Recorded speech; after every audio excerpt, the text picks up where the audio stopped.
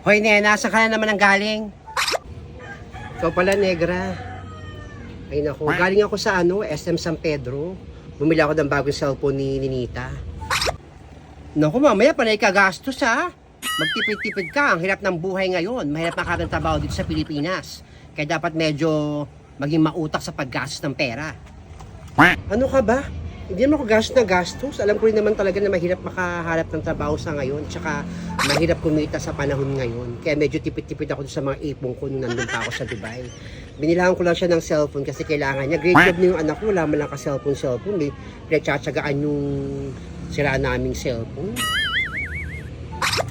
Naku, nila, pasensya ka na kung sasabihan kita ha. Dahil ayoko lang naman na mangutang ka sa tindahan ko rito. Huwag kang mag-alala, titipid naman ako. Ay, negra. May kwento nga pala ako. Kasi miss na lang akong ano. Ano yun? Investment. Investment? 30% daw monthly ang tubo. Nakakatuwa nga kasi tamang-tama meron pa akong 50,000 dyan sa wallet ko. So i-invest ko yun para kahit pa paano lumaki tumubo naman yung pera ko. Kasi syempre wala akong trabaho 2 buwan, di ba? Kaya dapat kumita yung pera ko. Ay naku, baka mamaya may scam ka. Maraming mga scammers sa panahon ngayon. Hindi porket nag-abroad ka, mapera ka. Yung mga target ng mga scammer ngayon. Kaya yung mga pera mo, ilagay mo yan sa tama. Mamaya may scam ka. Hindi, legit naman daw to. Oo. Legit naman yung sasalihan ko. Ay naku nila, sana nga legit yung sinalihan mo. Kasi mamaya mapunta lang sa wala yung pera mo. Mahirap na. Oo naman, nag-iingat ako, mahirap na, no? O sige, dyan ka na muna at bibigyan ko itong cellphone sa anak ko. Malamang masaya yun kapag nakita niya itong cellphone na binili ko sa kanya.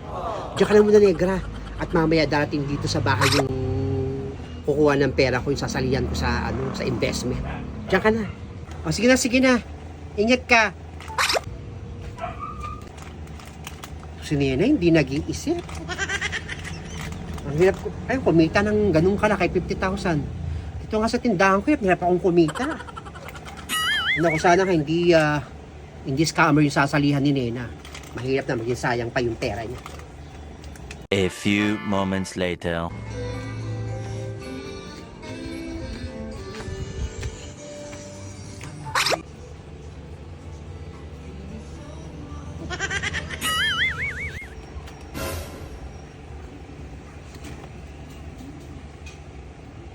Parang pamilyar yung mukha nun sa akin. Parang kalat yung pagmumukha nun sa Facebook. Tama. Si Mrs. Jamming. Bakit papunta dun sa bahay ni Nena? Hindi kaya yun yung sinalihan niyang investment? Naku, naloko na. Mapuntahan nga itong si Nena. Naku!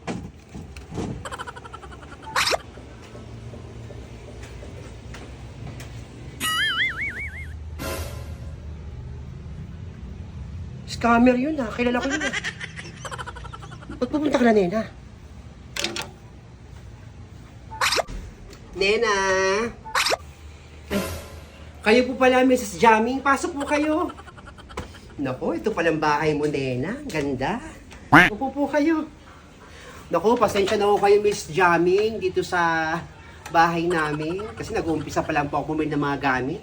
Kaya medyo konti pa yung mga gamit ko. Ito lang po mga napupundar ko sa pag-abroad ko sa Dubai. Naku talaga. Ang galing naman. Tagang lato na pundar mo. Tagang nag-Dubai ka. Nakakatuwa naman. Maraming salamat. Nakilala ko kayo. Ay naku. Masaya rin ako nakilala ka, Nena. Naku, sana nga po tumubo talaga tong pera ko. Huling pera ko na po kasi ang 50,000 dyan sa wallet ko. Kailangan ko tagang kumita yung pera. At kahit papaano meron akong makuhang monthly na tubo. At yung kapital, nakatabi po. Huwag ka mag-alala, yung pera i-invest mo sa akin. Mataas ang tubo niyan. 30% monthly yan. Ang tubo. Wait lang po, Mrs. Jamming. Kunin ko lang po yung pera ko sa kwarto. Sige, hintayin na lang kita rito. Pare, nakita mo ba yung pumunta doon kay Nena? Oo, nakita ko. Scammer yun eh. Naku, parang tayo nang inisip. Halika, punta tayo. Halika. Punta tayo. Ito po yung pera, Miss Johnny. Naku, tamang-tama yan eh, na hindi mapupunta sa wala yung 50,000 mo. Huli ka, Balbon! Nena, bawiin mo yan! Bakit pa rin, negra? Hindi mo pa nakikilala yung pagmumukha niyan? Scammer yan dito sa Pilipinas.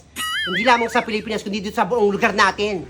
Scammer yan, kaya huwag kang magpapanilba. Bawiin mo yung pera mo! Sabi ko na nga eh, dito pupunta yung babaeng yan eh.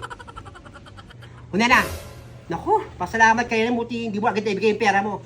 Scammer yung babaeng yan. Kailang manluloko yan dito sa lugar natin. Sabi niya legit siya. Kaya nga nila pangalan yung Mrs. Jamming eh. Gina-jamming ka lang yan. Walang 30% monthly ang tubo dyan sa pera mo. Di yan totoo. Lulukoyin ka lang yan hanggang sa di na makuha yung pera mo. Totoo ba yan? Totoo ba yung mga sinasabi nyo? Totoo siya sabi na kami ni Negra. Maniwala ka sa amin, Nena. Matagal mo na kami kaibigan. Kaya alam namin kung sino yung mga manluloko dito sa lugar natin. Ay naku, Mrs. Jamming. Magbabakout na po ako. Hindi ko po bibigay itong 50,000 namin ng anak ko. Sayang ho ito. Baka ma-scam lang ho talaga ako. Ay mga kaibigan ko, kilala ho kayo. Ayoko po maging biktima ng panluloko niyo. Pasensya na po, Mrs. Jamming. Ikaw babae ka ha? Pati yung kaibigan namin, lolokohin mo pa. Ang galing talaga, napaka-timing mo. Target mo talaga yung mga galing abroad eh. No? Para makapanloko ka ng tao. Maayos ka ha? Huwag ka naloloko ng tao, masama yan. Hindi porkit nag-abroad ang isang tao, mapera na. Buti lang yan, hindi mo nabot yung pera mo. Agad kami dumating dito ni Negra. Sayang itong pera namin ng anak ko. Tama yan, Nena. Buti hindi mo nabigay ang pera mo. Itabi mo yan. Di ba rin kayong mag-ina magbuwalas niyan, walang ibang tao makikinabang. Umalis ka na kung gusto mong ipapapulis pa kita. Umalis ka na rito kung ayaw mong kuyugin ka namin dito. Alis na!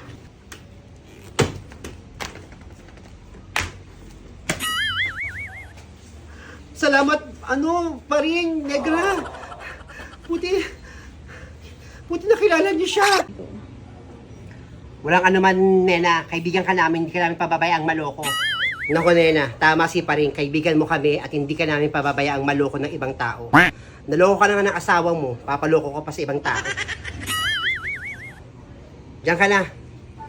Itabi mo lang yung pera mo. Halika na, Negra. Sige pa rin, isa tayo.